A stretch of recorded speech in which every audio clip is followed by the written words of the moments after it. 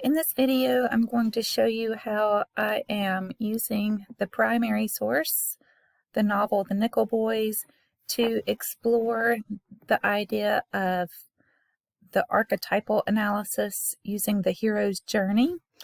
And you can find information on the hero's journey, archetypal analysis, under literary analysis, research to find secondary sources, or reading a work of literature using critical thinking skills. Both have links to the archetypal analysis or the hero's journey, where I have posted explanatory videos, some handouts that you can use to help yourself get a better understanding of the hero's journey. Again, more videos, the steps to the hero's journey. This is a really good one. You could actually use this as a source. Secondary sources for a hero's journey kind of analysis could include, I can't make this scroll. There we go. It could include the sources that you use to help establish which aspect of the hero's journey you're talking about in each body paragraph. So there are 3 major steps, and if you're writing a 5-paragraph essay, generally you have 3 body paragraphs, an introduction and conclusion. That's a 5-paragraph essay. You don't have to do a 5-paragraph essay, but you should have at least 5 paragraphs in your literary analysis.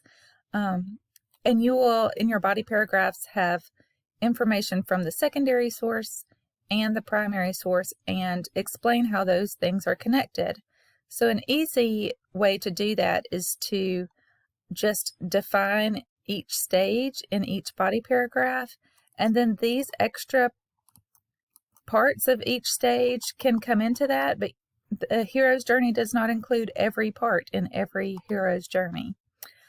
So again, that is this last link in the hero's journey information I have for you on Blackboard. Additionally, I have 3 articles that you could use to help you with your secondary sources for the hero's journey.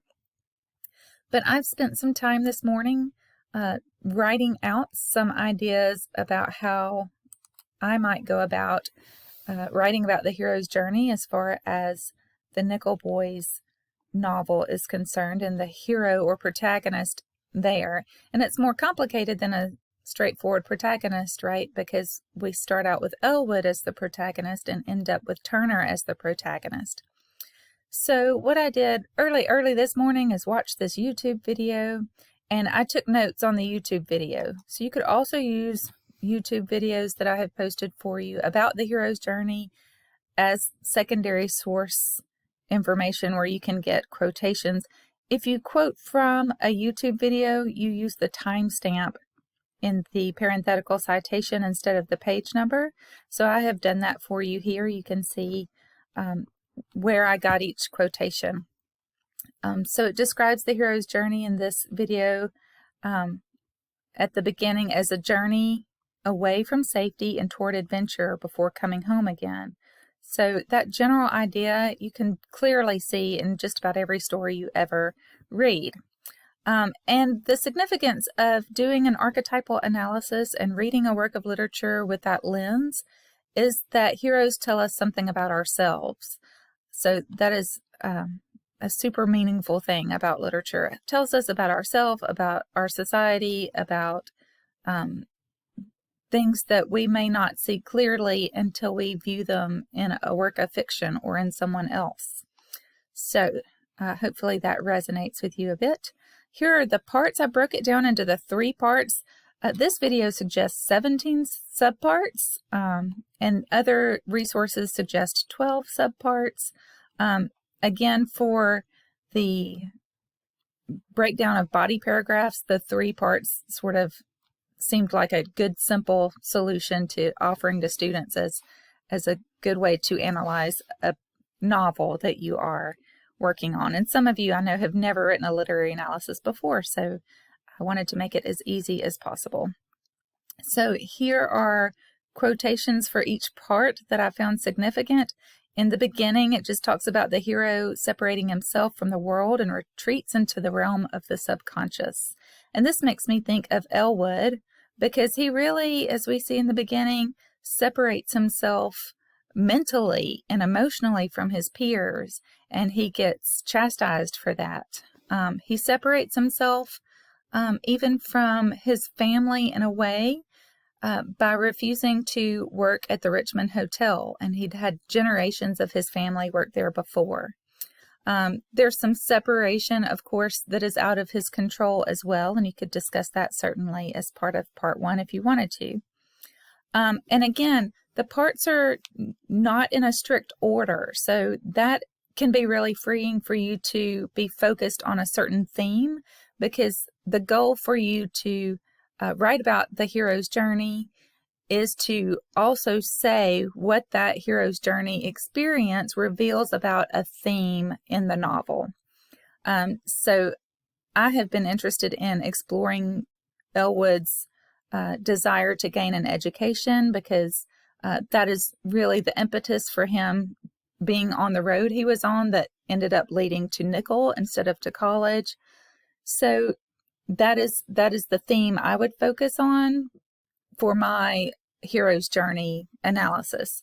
You could focus on other things like identity or civil rights. Identity is a good broad one, because the hero's journey idea is that each hero is looking for self-awareness, self-discovery. So that's a good, easy one to capture your imagination and apply that to the novel. So a theme that relates, try to wrap your head around that as you're looking for things about the hero's journey when you're watching videos or reading secondary sources. How would that relate maybe to a theme that you could recognize in the novel? So part 2, Trials and Victories of Initiation.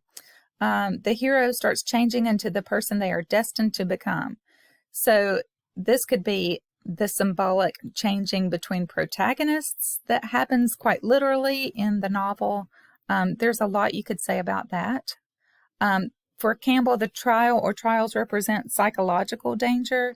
So we know in Nickel there is physical, emotional, and psychological danger there.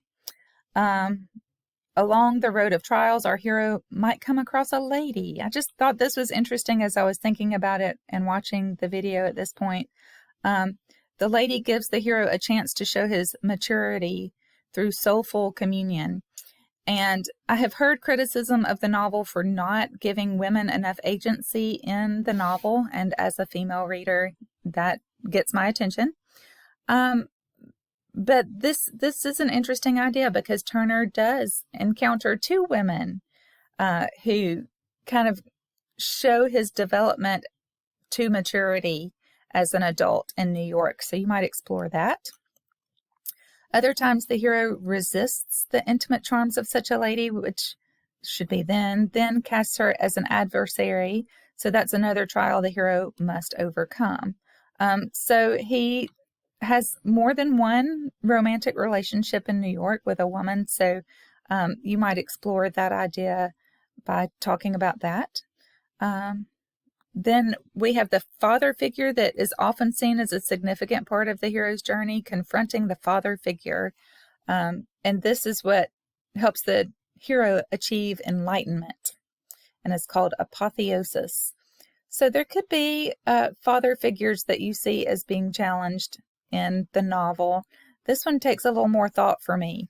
It is not as straightforward as when Luke Skywalker confronts Darth Vader, the father. So that one might take a little bit more exploration.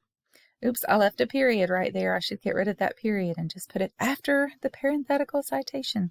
See, it's easy to do.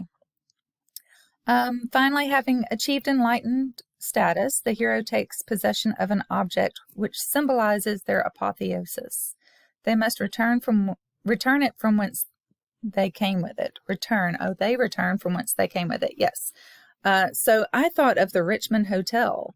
I know he doesn't really take possession of the Richmond Hotel, but when you read in the beginning about Elwood not wanting to work at the Richmond, but always looking out to see if there are other Black people at the Richmond, and not ever seeing that, to Turner at the end is at the hotel before he goes to Nickel Academy to basically reclaim Elwood's remains and give Elwood his identity.